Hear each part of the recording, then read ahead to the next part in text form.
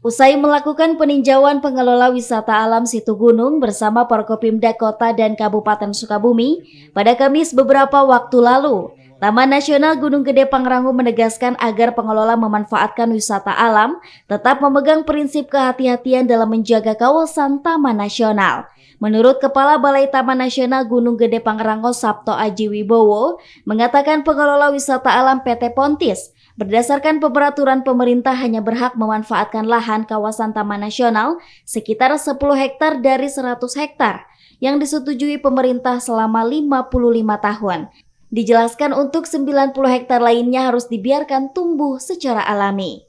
Dijelaskan Kepala Balai Taman Nasional Gunung Gede Pangrango, di dalam pengelolaan pemanfaatan tersebut harus memenuhi prinsip kaidah konservasi, edukasi kepada masyarakat dan juga menjadi pemberdayaan, serta mengutamakan masyarakat sekitar untuk bekerja. Wahana yang dibangun oleh PT Pontis ini yang terbaru ada Flying Fox sepanjang 750 meter, kemudian ada Floating Lodge, ada lagi wahana air yang lain yang bisa menjadi daya tarik baru sehingga lebih menggeliatkan lagi wisata alam yang ada di Taman Nasional Gunung Gede Pangrango dan mudah-mudahan bisa menarik minat masyarakat untuk datang ke sini. Nah Pak, ini kan zonanya zona pemanfaatan Pak. Berapa lama nih Pak yang akan diberikan izin kepada PT Pontis untuk mengelola? Kalau PT Pontis itu mendapatkan areal 100 hektar selama 55 tahun sesuai dengan PP 10 tahun 2010 ya, PP 36 2010. Nah, cuman dari 100 hektar itu mereka hanya boleh mengembangkan 10%-nya.